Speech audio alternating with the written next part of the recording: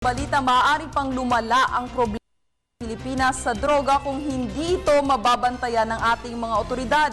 Ito ay dahil na rin sa report ng Narcotics and Law Enforcement ng Amerika. Kung ano ang update ng balitang ito, idetalye mo Alvin Baltasar.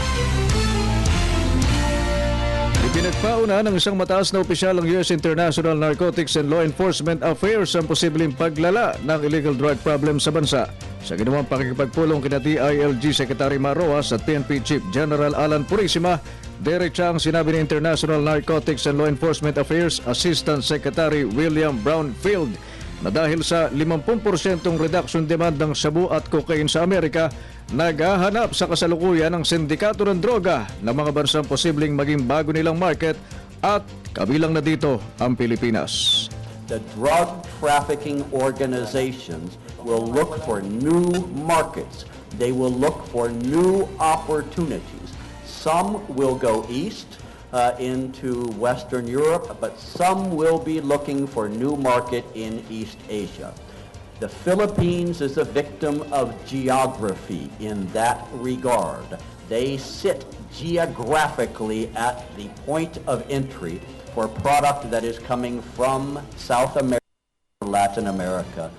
Dagdag ni Brownfield na hindi lang geographical victim ang bansa upang posibleng pagbagsakan ng iligal na droga mula sa South America, partikular galing ng Peru, Bolivia at Colombia. Ang nakakalungkot ayon sa US official, nakakadagdag sa problema ng droga sa Pilipinas ang galaw ng iba't ibang sindikato ng droga na nag-ooperate dito sa bansa na ang target ay mapasok hindi lang ang komunidad kundi pati ang mismong mga ahensya na dapat sana'y sumusugpo sa iligal na droga. Methamphetamines is a problem today on the streets of Manila and every major city in the Philippines. Ang nakikitang solusyon ng US, palakasin ang kapabilidad ng Maritime at Coast Guard ng Pilipinas, pero kung ayuda ang pag-uusapan, limitado niya sila sa resources kaya dapat pag-isipan ng gobyerno kung alin sa dalawa ang pagkakalooban ng tulong. Pinarating niya na mahalaga na magdesisyon ng pamahalaan natin, papalakasin ba natin yung Coast Guard o papalakasin natin yung PNP Maritime Police. Bagamat gusto natin sabay o parehas silang malakas, sa tulong na ipagkakaloob ng Amerika ay limitado din naman yung kanilang maitutulong. Para sa Telebisyon ng Bayan, Alvin Baltasar.